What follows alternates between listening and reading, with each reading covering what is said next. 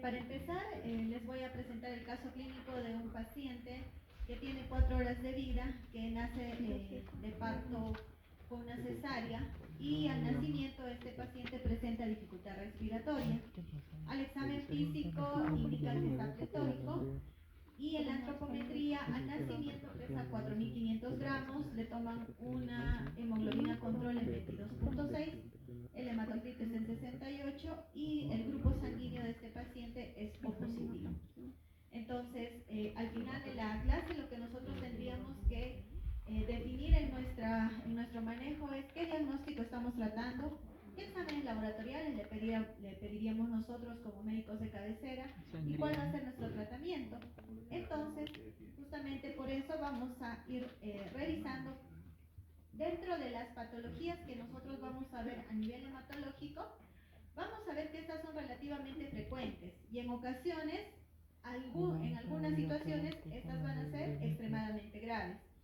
El sistema hematológico va a experimentar un desarrollo muy precoz. ¿Eso qué quiere decir? Que desde la etapa fetal ya nosotros vamos a ver que hay un cambio a nivel de toda la estructura de los componentes de la sangre.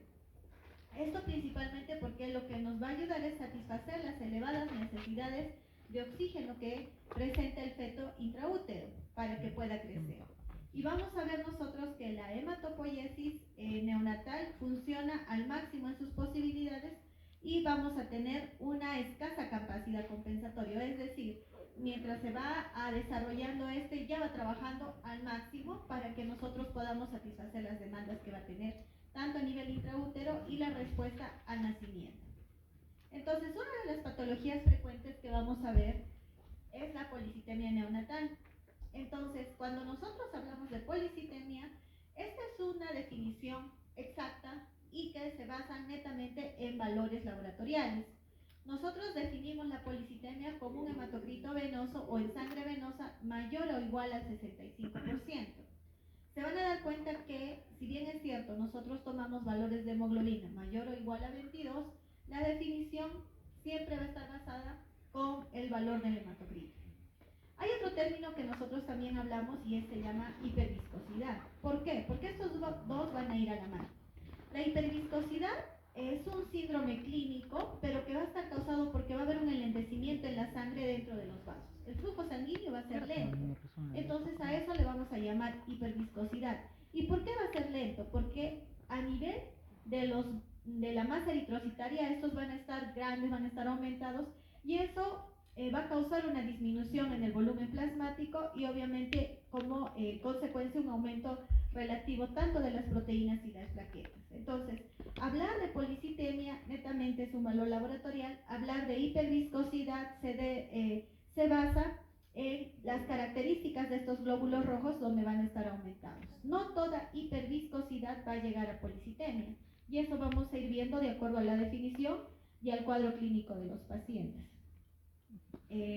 Dentro de la fisiopatología, vamos a ver que, dentro de la incidencia, vamos a ver que del 1 al 2% de los recién nacidos sanos van a presentar esto a nivel del mar.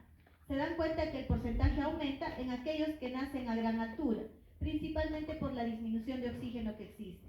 Ahora, también va a estar influenciada por la práctica del pinzamiento del cordón umbilical. Recuerden ustedes que dentro de las estrategias de la atención del recién nacido está el manejo del cordón. Entonces, se ha visto que el retardo prolongado del pinzamiento puede conducirnos a esta patología. La incidencia de hiperviscosidad es considerablemente menor que la policitemia, por eso les mencionaba que no toda hiperviscosidad va a llegar a policitemia. El 3 al 5% de los bebés con policitemia ya van a tener una viscosidad anormal. Entonces, ¿por qué se va a producir esto? Porque vamos a tener glóbulos rojos más grandes, de mayor masa, y por ende el hematocrito va a aumentar después del nacimiento. Y esta masa de glóbulo rojo va a ser el principal contribuyente de esta viscosidad de los recién nacidos y esta viscosidad y el hematocrito van a tener una relación lineal cuando el hematocrito es menor o igual al 60%. Ahora, ¿es exponencial cuando va más allá del 65%? Sí, por eso es que nos importa mucho ahí que hagan policitemia.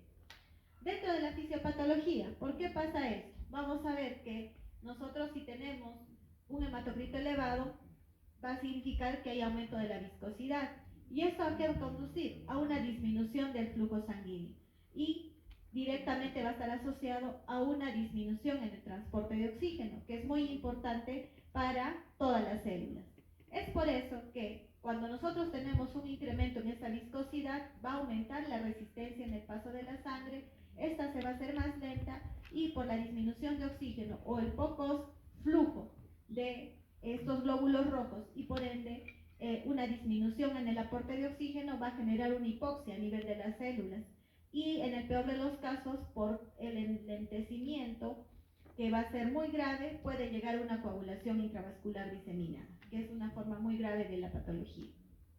Entonces, vamos a ver cómo se van a formar esta coagulación intravascular, porque vamos a ver que cuando es tan lenta esta circulación se van a generar microtrombos y estos microtrombos van a afectar a múltiples órganos y van a producir lesiones. Uno de los principales órganos afectados es la corteza cerebral. Recuerden que es uno de los principales órganos blancos y es uno de los que más cuidamos en los recién nacidos. También a nivel renal, a nivel de las glándulas suprarrenales, a nivel del corazón y del mesenterio. Justamente porque estos órganos van a ser los afectados, de acuerdo a eso vamos a ver la clínica.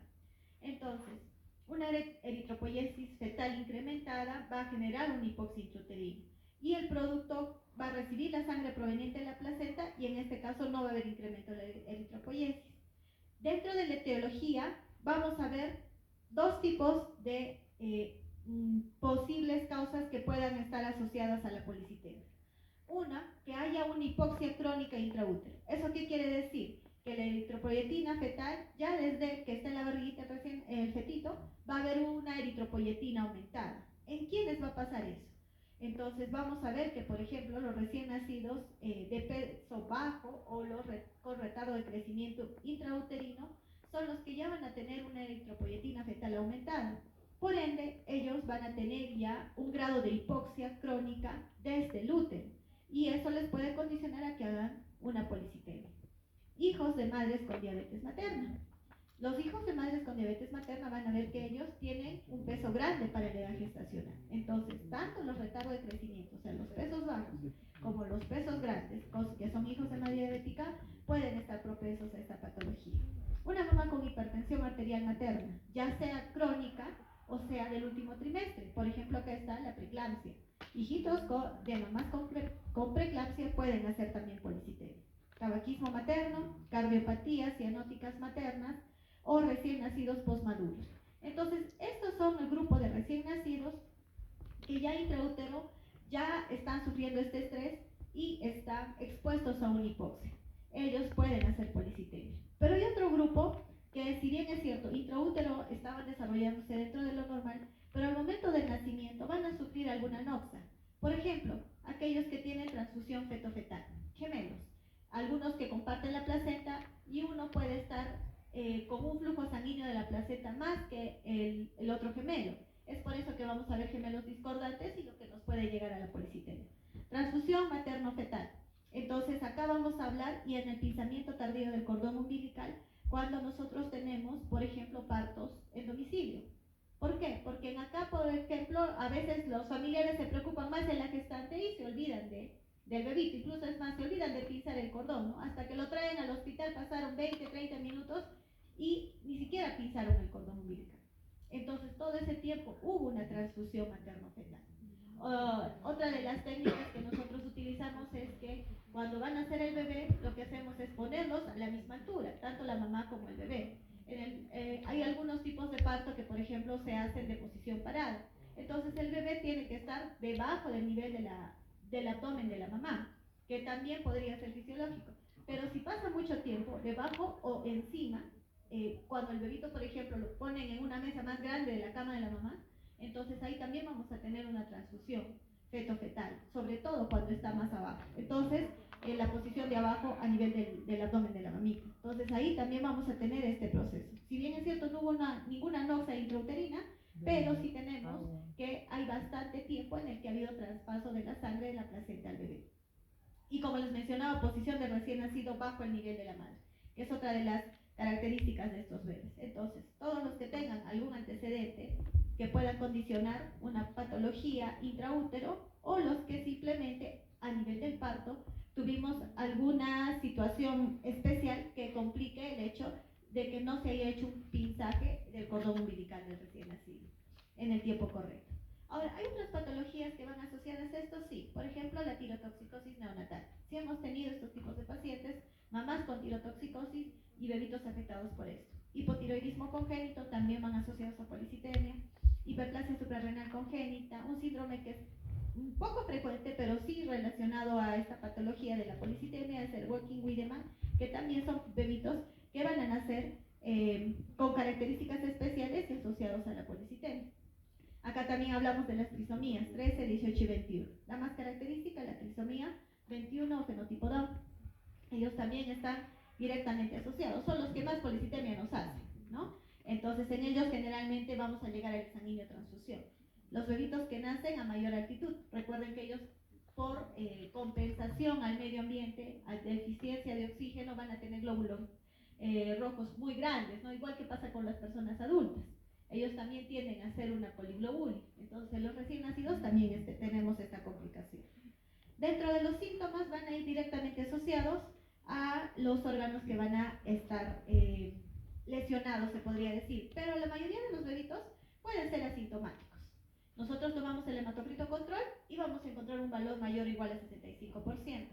Los que van a tener síntomas dentro de las características principales son la piel pletórica o rubicunda, que llamamos las extremidades cianóticas, y esta plétora va a estar principalmente, se van a observar a nivel de las mucosas, palmas y plantas. Ahora, la presencia de los síntomas se va a atribuir principalmente a que va a haber una hiperviscosidad y por ende una mala perfusión a nivel de los tejidos. Entonces vean ustedes la cantidad de síntomas que nosotros tenemos.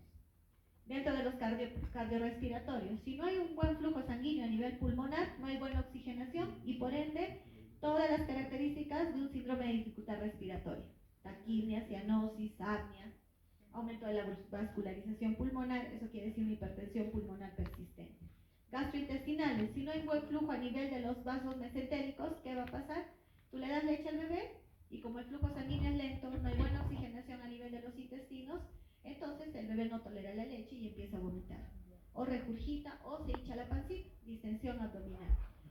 ¿Qué es lo peor que nos puede pasar? Es tanta la hipoxia a nivel intestinal que podemos terminar en una enterocolitis necrotizante. Hematológicos. Vamos a ver que también acá hay una respuesta a nivel de la degradación de estos glóbulos rojos. Entonces vamos a ver recién nacidos que tienen hiperbilirrubinemia, se tornan ictéricos, trombocitopenia, coagulación intravascular diseminada. Y a nivel neurológico vamos a tener dos momentos. Vamos a tener de un bebito muy dormido, muy letárgico, hasta aquellos que pueden convulsionar y están muy irritables, muy desesperados, ¿no? Entonces son dos momentos que vamos a observar en estos tipos de pacientes. Hemos tenido casos severos, trombosis a nivel cerebral, incluso muerte, sí, con pronóstico incluso malo, o se podría decir con un mal pronóstico neurológico a largo plazo. Dentro de los renales hemos tenido proteinuria, hematuria y trombosis de la vena renal, que también son complicaciones. Hipoglicemia y hipocalcemia. Entonces, de acuerdo a esto, ¿qué es lo que yo tendría que hacer? Primero, sí o sí tengo que tomar un hematocrito. Sí, por lo menos dice de al menos 65%. Por eso la definición dice 65 igual o mayor a 65%. Las posibles complicaciones: que haga trombosis en cualquier parte de los órganos blancos, enterocolitis necrotizante, que haga hipoglicemia, hipocalcemia, hiperbilirrubinemia y trombocitopenia. Entonces, si yo voy a analizar esto, ¿qué exámenes tengo que pedir? Un hemograma, una hemoglobina, un hematocrito, las plaquetas, glucosa, calcio, bilirrubinas totales y fraccionadas. Y de todas maneras, si tengo bebé con dificultad respiratoria o intolerancia oral, una radiografía de tórax y abdomen.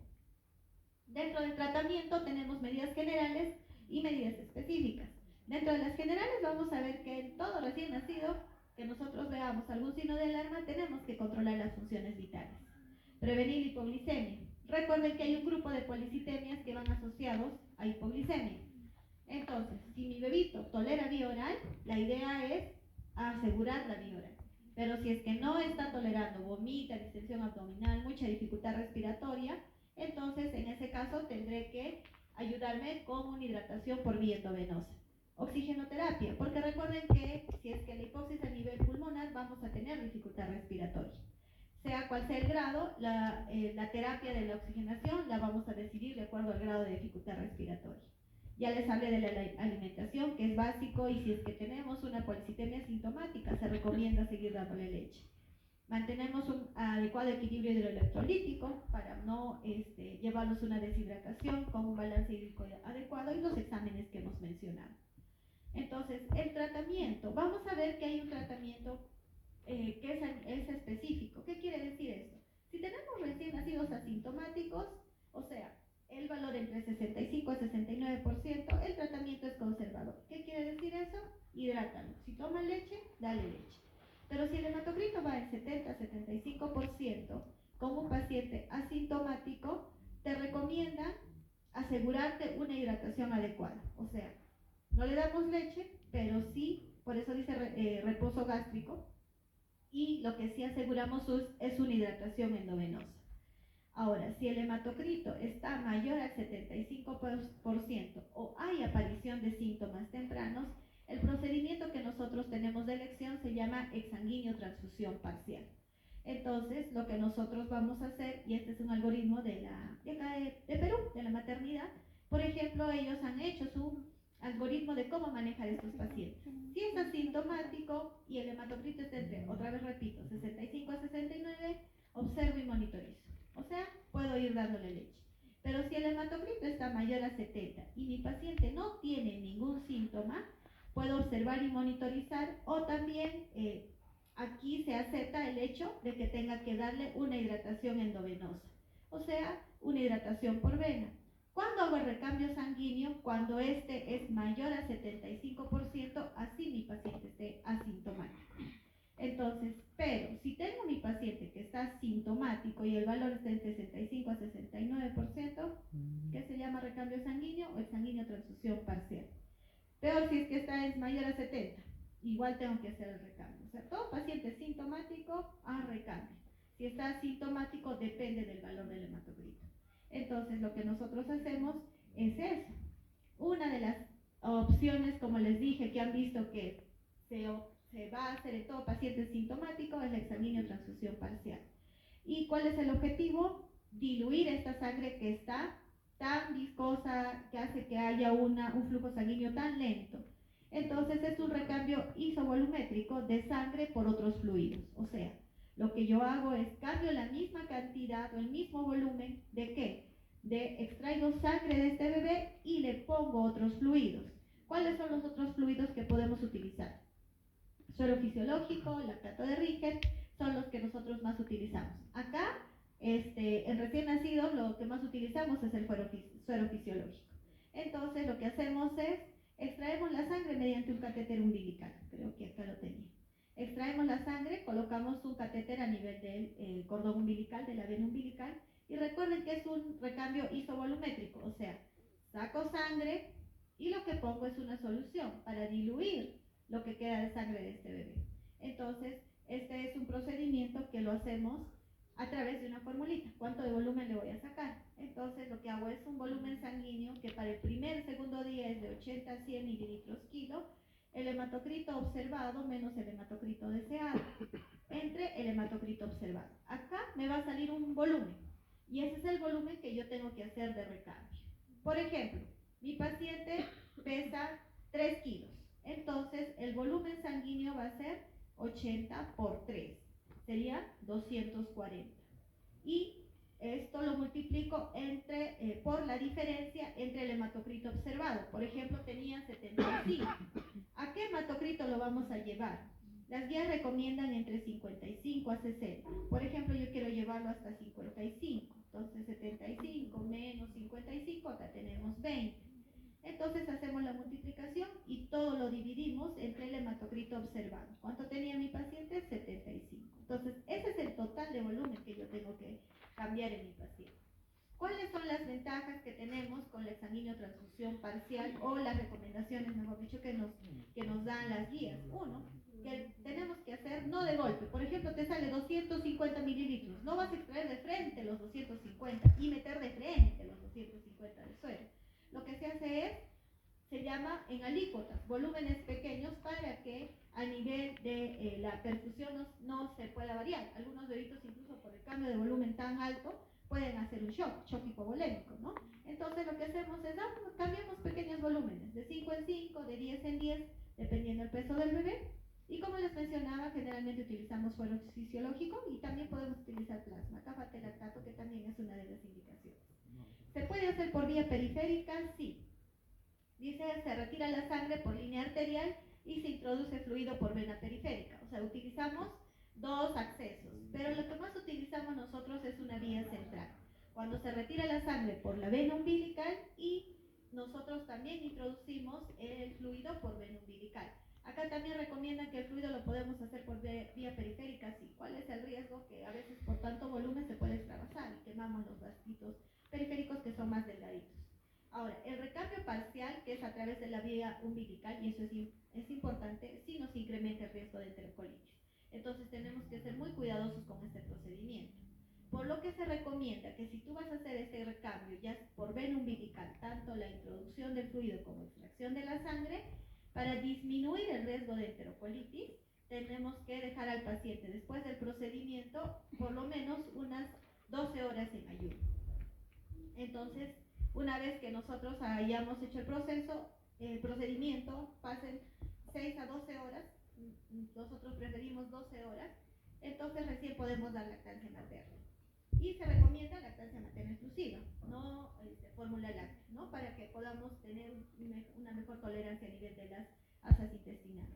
¿Cuáles son las complicaciones de este procedimiento? Recuerden que es un procedimiento invasivo, entonces tenemos riesgo de infección, de sepsis, el hematocrito final inapropiado. A veces es muy raro, pero hemos tenido, sí hay, digamos, reportes de esto, que tenemos rebote, ¿no? Queríamos llegar a un hematocrito en 55, le tomamos el control, salió 60, pero después se le ve con los síntomas, le tomas el control y otra vez se elevó el hematocrito. Tienen que estar asociados a otro tipo de patología, principalmente sepsis, son las que nos van a dar este efecto rebote.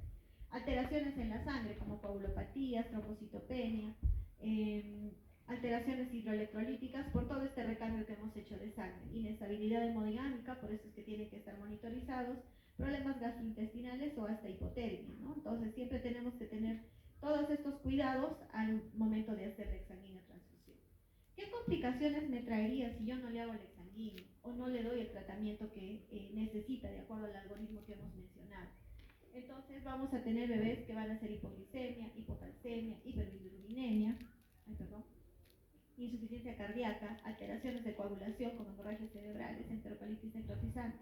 Y se ha visto, estos son a corto plazo, a largo plazo se ha visto que han cursado los que han estado con policitemia sintomática y se haya realizado, a pesar que se haya hecho la exsanguínea transfusión parcial, hay datos que nos dicen que a largo plazo pueden tener un déficit neurológico, como anormalidades en el lenguaje o alteraciones motoras a nivel de lo que es motor fino y motor grueso, pero eso no lo vamos a ver al inicio. Por eso que estos pacientes, nosotros tenemos un manejo alta en un consultorio especial que se llama consultorio de alto riesgo. Entonces, este es un consultorio que nos ayuda a nosotros a poder vigilar en el tiempo a este tipo de alteraciones y poder actuar también a tiempo para poder ayudarlos que este déficit no sea tan severo. Ahora, otra de las patologías que vamos a ver es la anemia neonatal, que principalmente tenemos unos grupos en particular, así como lo hemos mencionado para la policitemia. Las definiciones van a ser valores de hematocrito menores de hemoglobina menores a 14 o hematocrito menores a 42%, esto en los recién nacidos a término.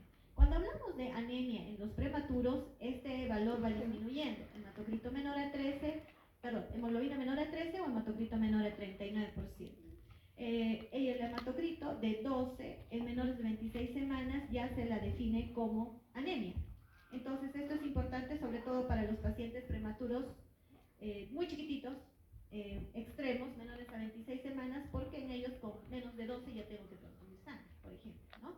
A comparación de un paciente a término que con 14 todavía estoy manejo expectante o incluso con tratamiento bioral. Dentro de las formas agudas, la más importante, tenemos un tipo de anemia que es la hemorrágica, por pérdida. Por ejemplo, cuando tenemos pacientes con shock hipovolémico, Y esta va a ser, se presenta en la mayoría de los neonatos con algún tipo de hemorragia aguda y en el parto vaginal por la disminución de tolerancia al estrés del parto, ¿no? Esto es como una respuesta. A nivel de ante e intraparto vamos a ver hemorragias fetomaternas, por ejemplo, mamás con placenta previa o tienen algún tipo de desprendimiento de placenta. Entonces, estos recién nacidos por esa forma aguda de pérdida de la mamá también están condicionados a anemia.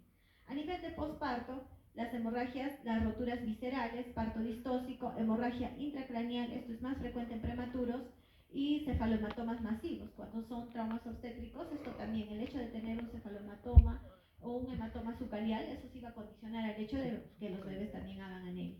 Las formas crónicas, estas sí son silentes, pueden ser más toleradas, generalmente ya nos damos cuenta cuando se hacen los controles al alta del recién nacido y son suficientemente severas si se acompañan otro tipo de alteración a nivel sanguíneo, como las hipocromías y la microcitosis, que hay que estudiar la causa asociada a esta. Pueden ser inmunológicas, asociadas directamente con la mamá.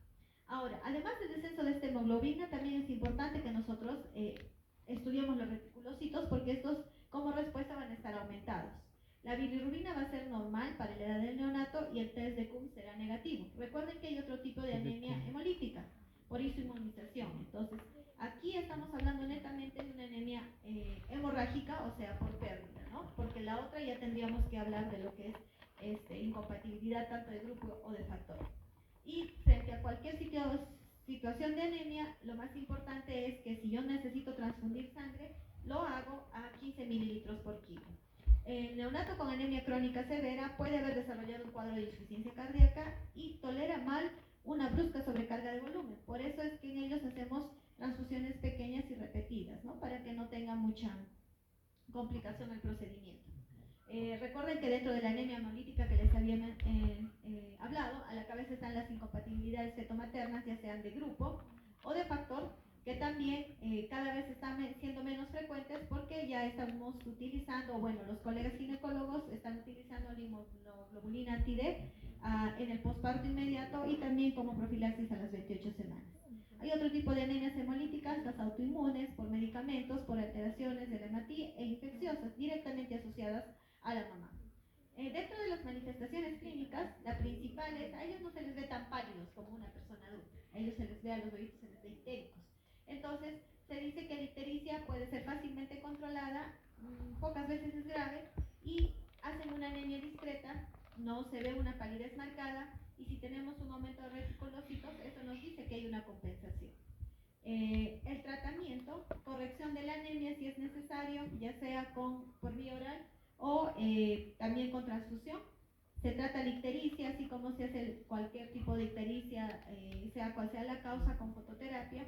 Y en el peor de los casos, si hablamos de inmunización RH por incompatibilidad, aquí más bien se hace un procedimiento que se denomina exsanguinotransfusión total, porque acá lo que tenemos que disminuir es el hecho de que siga embolizando frente al diferente grupo o factor en el que esté en contacto el bebé. Ahora, otro de las patologías que tenemos son los trastornos de coagulación. Principalmente estas van a ir asociadas a un problema grave como una coagulación intravascular diseminada. O sea, es poco frecuente, pero sí lo vamos a ver en los pacientes que se encuentran en muy mal estado. ¿Quiénes van a presentar más esta situación? Los prematuros, a comparación de los a término, por la inmadurez a nivel de este sistema, y los más específicos en los recién nacidos a término son aquellos asociados a deficiencia de vitamina K. Por eso es que ahora se hace como norma general la profilaxis con vitamina K al nacimiento. Entonces vamos a ver que van a haber formas clásicas, como cuando tenemos una hemorragia que aparece entre el segundo a quinto día de vida, principalmente asociado cuando los pacientes o a los recién nacidos no se les ha colocado vitamina K. Y lo que le vamos a ver al examen físico es que estos bebés hacen una hemorragia digestiva o una hemorragia cutánea con petequias y clínicamente se les ve muy mal. La enfermedad hemorrágica precoz, esta se va a dar inmediatamente tras el parto o en el primer día.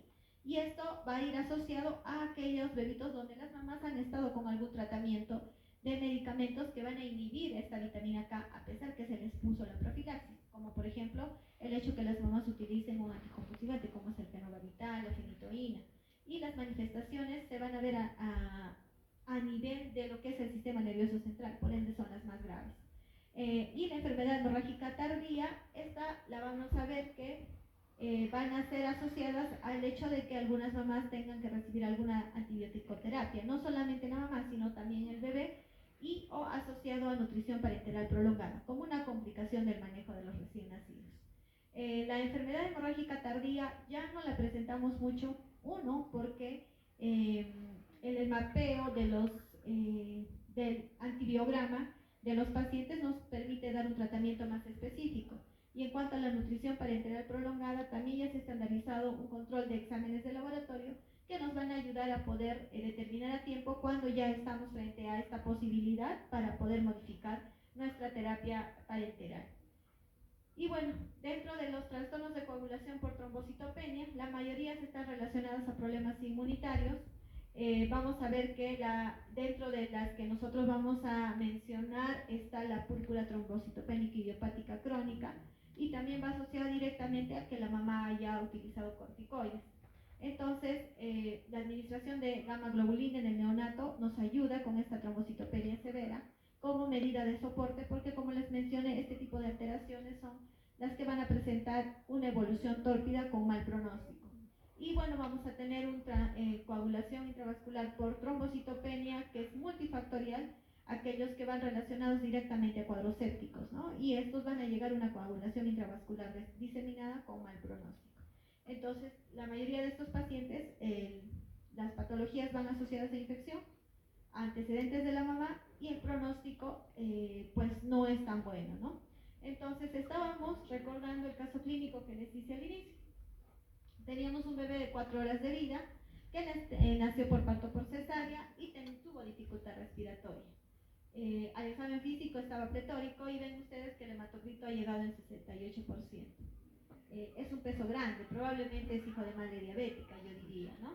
Entonces, ¿cuál sería nuestra conducta a seguir? ¿Qué diagnóstico le podríamos poner? Entonces, dentro de los cuadros que hemos mencionado, creo que la primera opción sería policitemia. Y con los alumnos, cuando hacemos la parte práctica, siempre les digo, pónganle el apellido, porque solo hablar de policitemia es como darle solamente el nombre a la enfermedad o a la patología. Entonces, cuando ustedes tienen síntomas, tenemos que decir que es una policitemia sintomática. ¿Cuál sería el síntoma de este bebé? Dificultad respiratoria, que está pletórico. ¿Qué lo ha podido condicionar a esta patología? Probablemente peso grande, 4,500, y confirmamos el diagnóstico con ese hematocrito, ¿no? Entonces, ¿cuál sería nuestro diagnóstico? Una policitemia sintomática. ¿Qué exámenes de laboratorio pediríamos, aparte del hematocrito que ya está allí? Recuerden que están relacionados a qué? A hipoglicemia, así que hay que hacer una glucosa, hipocalcemia, hay que hacer de calcio. Tiene dificultad respiratoria, nunca se olviden de la dificultad respiratoria. Siempre pídanle una radiografía de tórax. ¿Qué más podríamos pedir? Unos gases para ver la función ventilatoria. Si está amarillo, tendríamos que pedir unas bilirrubinas. ¿Listo? Ahora, ¿cuál sería nuestro tratamiento? Entonces, recuerden el algoritmo que les mencioné. Si tengo un bebito con policitemia más allá de 65, que está sintomático, entonces tendríamos que hacer, a ver, voy a recordar que sería para que se recuerden, porque eso sí lo vemos. Entonces acá está, no sé si ven mi flechita, hematocrito en 65 a 69 con síntomas. ¿Qué se llama? Más agua, amigo. Sanguíneo parcial, 2 que es tubos. exsanguíneo transfusión parcial. Y acá ya está, con cuánto de volumen, probablemente va a ser máxima con potencia. 80. Inflalo. ¿Cuánto era el peso? 4,500. El hematocrito que tiene 2 68. catéteres. Lo llevarás a 55 o si deseas 60. Y entre el hematocrito observado, que es 68. A chorro, amigo, a chorro. Y ustedes mismos A chorro. hacen su Abre los 2 caños. transfusión parcial, ¿no? Cateterizan su vena Aplasta la umbilical, bolsa. se consiguen su cloruro de sodio a 9 por 1000 y hacemos el procedimiento. Y Tienes que siempre hacer tu recuerden tratamiento que al con final Pepe, tenemos amigo. que ¿Qué hacer un pasa? control de hematocrito y un control de glucosa. ¿Puedes seguir hidratando a tu paciente? Sí, porque recuerda que si has hecho el procedimiento y es parte de tu tratamiento, aparte de hacer el exsanguíneo, tendrás que dejarlo en ayunas o en reposo gástrico que nosotros llamamos, y hay que seguir hidratando. ¿Con qué hidratamos? Con una dextrosa, si es el primer día, probablemente al 10%, para tener un BIC fisiológico que es de 4 a 6. Entonces eso sería todo, muchachos, acerca de esta patología.